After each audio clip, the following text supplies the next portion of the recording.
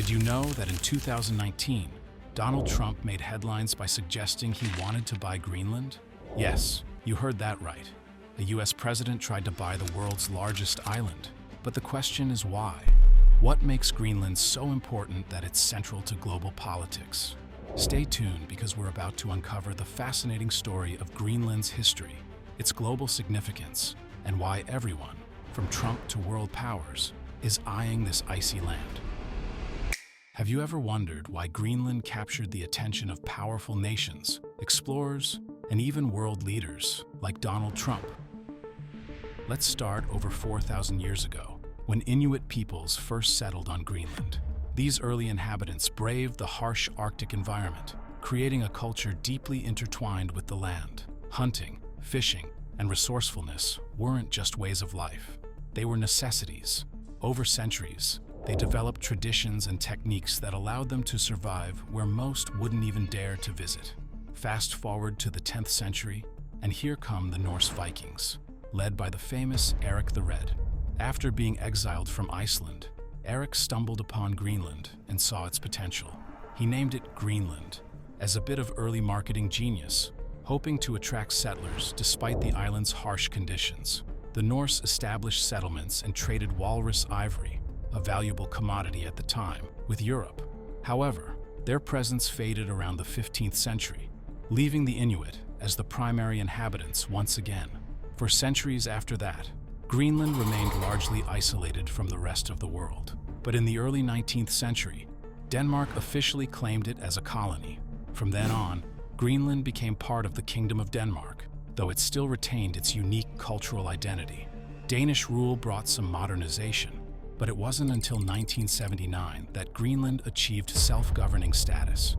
This granted the island significant control over its internal affairs, like education and healthcare, while Denmark retained control over defense and foreign policy. Today, Greenland is a vast land of opportunity, but also of challenges. Its population of just over 56,000 is concentrated in small communities scattered along the coast, with much of the interior dominated by the world's second-largest ice sheet. Despite its remote location and small population, Greenland has become a geopolitical hotspot. Do you know why? Because what lies beneath its icy surface could reshape the world's future. Greenland is home to untapped reserves of rare earth minerals, essential for modern technologies like smartphones, electric cars, and military equipment. It also sits at the center of the Arctic, a region becoming increasingly accessible as global warming melts ice and opens up new trade routes. This strategic position has caught the eye of world powers, making Greenland not just a remote island but a chessboard in global politics. Greenland's unique relationship with Denmark is both its strength and its challenge. While the island manages its internal affairs, Denmark's control over defense and foreign policy means Greenland's autonomy has limits. This arrangement has fueled ongoing debates about Greenland's future. And here's where things get even more interesting.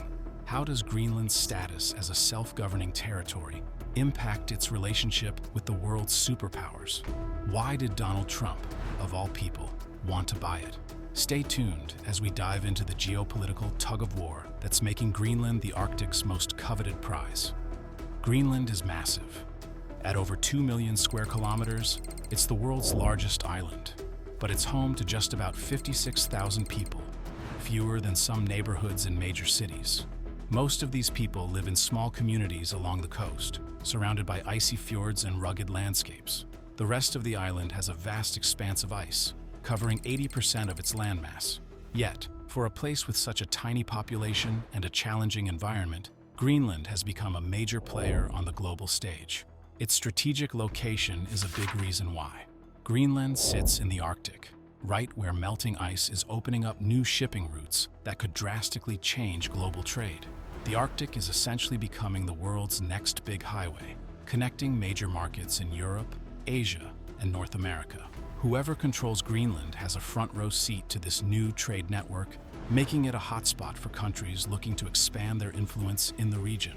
But the story doesn't end with trade routes. Beneath Greenland's icy surface lies something even more valuable: natural resources. The island is rich in rare earth minerals, oil, and natural gas, materials that are essential for modern life. For example, rare earth minerals are used in everything from smartphones to electric vehicles to military technology. These resources have turned Greenland into a treasure chest, with nations like the US, China, and Russia all eyeing its potential. And then there's climate change. As the Arctic warms, it's not just shipping routes that are opening up. The melting ice makes it easier to access these buried resources, creating both opportunities and challenges. On one hand, this could provide Greenland with the means to build an independent economy, free from reliance on Danish subsidies. On the other, it raises serious environmental concerns about drilling and mining in such a fragile ecosystem. So, where does Greenland stand today? It's in a unique position, a small population with massive potential, caught between preserving its environment and becoming a key player in the global economy. And this potential hasn't gone unnoticed. This brings us to a rather unexpected chapter in Greenland's story. Donald Trump. Why would the former US president publicly suggest buying Greenland? Was it just another headline-grabbing move? Or was there more behind it? Moving on, we'll uncover Trump's surprising offer, the historical precedent for it, and why Greenland is at the center of a geopolitical tug-of-war. The truth is, Trump's idea wasn't as outlandish as it first sounded. He wasn't the first US leader to consider adding Greenland to the American map. Back in 1946, President Harry Truman offered Denmark $100 million to buy Greenland. Even then, the island's strategic location and untapped resources made it a valuable asset. Denmark declined the offer, of course, but the interest from the United States never truly faded. So, why Greenland? For starters, its location in the Arctic is a geopolitical dream. As climate change melts ice caps, the Arctic is transforming into a new frontier. New trade routes are opening, cutting significant time and cost off shipping between Europe, North America, and Asia. Greenland sits right in the middle of this emerging Arctic highway, giving it immense strategic importance. Any nation with a foothold there would have a major advantage in controlling these routes. But trade isn't the only reason. Beneath Greenland's icy surface lies a treasure trove of natural resources. Rare earth minerals, essential for modern technology, like smartphones, electric cars, and military equipment, are abundant on the island. It's also believed to have significant reserves of oil and natural gas. These resources are increasingly valuable as global demand grows, making Greenland a potential economic goldmine. For Trump, securing Greenland wasn't just about economic opportunities. It was also a strategic move in the face of rising global tensions. Proximity to Russia and the growing influence of China in the Arctic were major concerns for the United States. Owning Greenland would bolster US defense capabilities, particularly as the Arctic becomes a hotspot for geopolitical competition. Take Thule Air Base, for instance. Established during World War II, it's the northernmost US military base and a key part of America's missile defense and Arctic surveillance systems. Trump likely saw Greenland as a way to expand that presence, strengthening America's hand in the Arctic. While Trump's proposal to buy Greenland was dismissed by Denmark, it showed how valuable the island is in today's world. So, what's the current relationship between Greenland and the United States? Is the US already laying the groundwork for deeper involvement in the Arctic? Let's dive into the role of Thule Air Base and explore the American presence in Greenland. Have you ever wondered if Greenland isn't officially part of the United States? How much influence does America have there? The answer might surprise you. The US has maintained a significant presence in Greenland for decades, and it all revolves around one critical location, Thule Air Base. But why does this remote Arctic base matter so much? And how does it fit into the bigger picture of US strategy in the region? Let's break it down. Thule Air Base, located on Greenland's northwest coast, is the northernmost US military installation. Built during World War II, it was initially intended to serve as a refueling and staging ground for American forces. However, its importance grew dramatically during the Cold War. With its strategic position near the Arctic Circle, Thule became a vital hub for monitoring Soviet activity, tracking missiles, and protecting American airspace. Today, Thule Air Base plays an even bigger role. It's a key part of the US missile defense system, equipped with advanced radar systems that monitor potential threats from across the globe.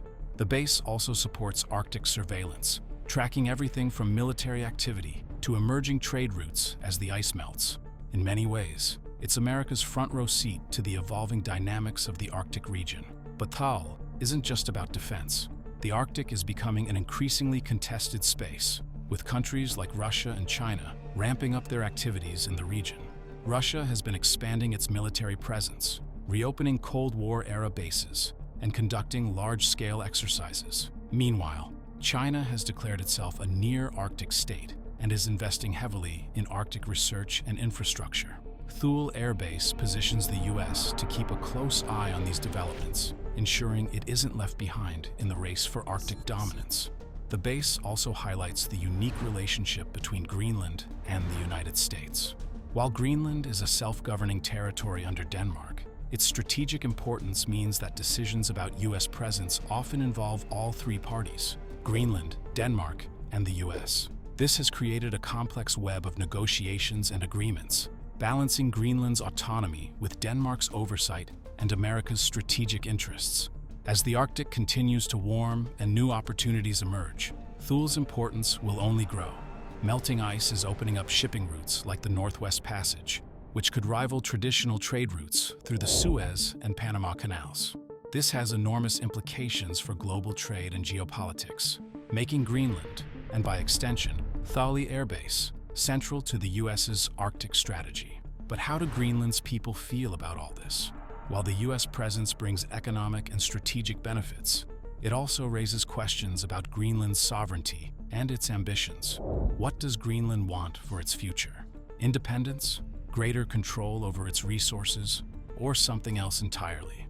Stay tuned as we uncover Greenland's aspirations and how its people envision their role in a rapidly changing world. What would you do if your home held the key to global power but came with a complicated price tag? That's the question Greenland is grappling with today.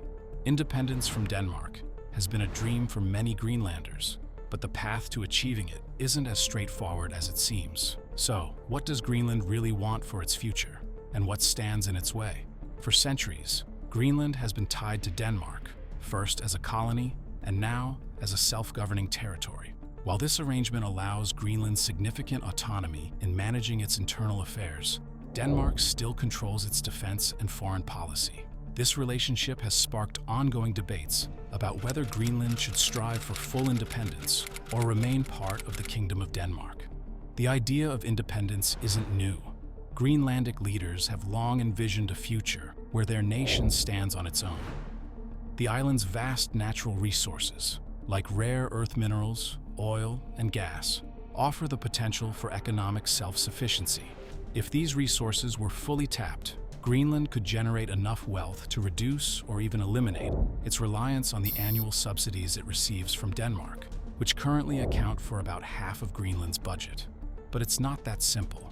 Exploiting these resources comes with significant environmental and cultural risks. Greenland is one of the world's most pristine environments, with vast glaciers, unique wildlife, and an ecosystem deeply intertwined with its people's way of life.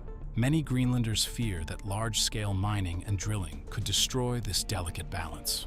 There's also the cultural cost. Greenlanders take immense pride in their Inuit heritage, which has endured for thousands of years. Becoming a fully independent nation while preserving this cultural identity is a challenge, especially in a world where global powers are increasingly interested in Greenland's resources and strategic position. Many Greenlanders worry about becoming pawns in a geopolitical game, caught between the interests of superpowers like the US, China, and Russia. The push for independence is also complicated by economic realities. Greenland's small population and limited infrastructure make it challenging to sustain a fully independent economy. Without Denmark's subsidies, Greenland would need to rely heavily on its natural resources or develop alternative industries like tourism and fishing. While these options hold promise, they may not be enough to ensure long-term stability. So, what does Greenland want? The answer lies in striking a balance. Independence is a powerful aspiration, but it's not just about breaking away from Denmark. It's about building a future that respects the island's heritage, protects its environment, and empowers its people. For many Greenlanders, the path forward involves careful planning, ensuring that economic development doesn't come at the expense of what makes Greenland unique. How would you feel if a part of your nation was constantly in the global spotlight, with world powers trying to stake their claim? For Denmark, Greenland is more than just a territory. It's a vital part of its history, its identity, and its kingdom. So, what does Denmark think about Greenland's aspirations, its global importance, and its future? Let's be clear. Denmark has repeatedly stated that Greenland is not for sale. When Donald Trump floated the idea of buying the island in 2019, Danish officials were quick to respond. Then Prime Minister Mette Frederiksen called the idea absurd, emphasizing that Greenland belongs to its people, not a price tag. For Denmark, selling off Greenland isn't just unthinkable, it's a matter of national pride and sovereignty. But Denmark's relationship with Greenland goes far beyond ownership.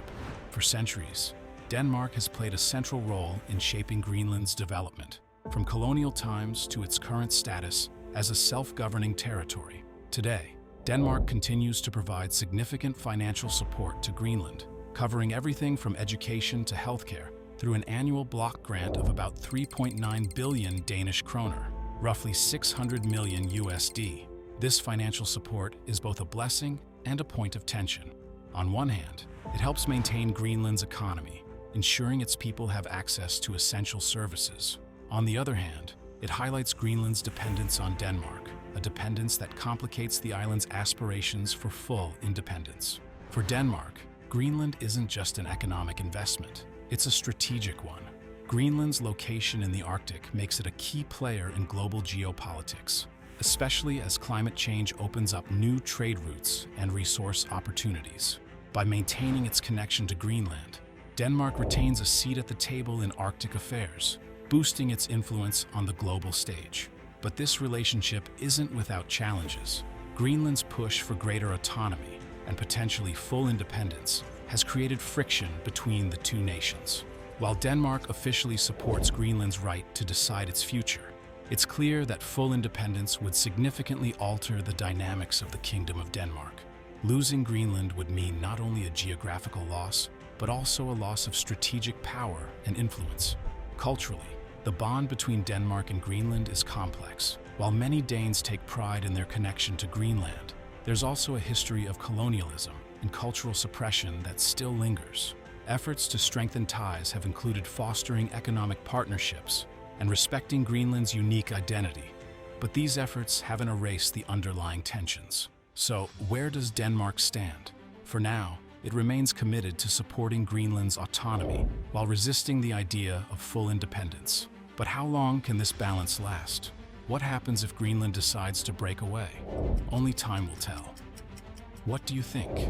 Should Greenland stay with Denmark, strive for independence, or become the Arctic's next big power player? Let us know your thoughts in the comments below. If you enjoyed this video and want to keep learning about history's most pivotal moments, don't forget to like the video, subscribe to the channel, and share it with friends who love exploring topics like this. Thanks for watching, and we'll see you in the next video.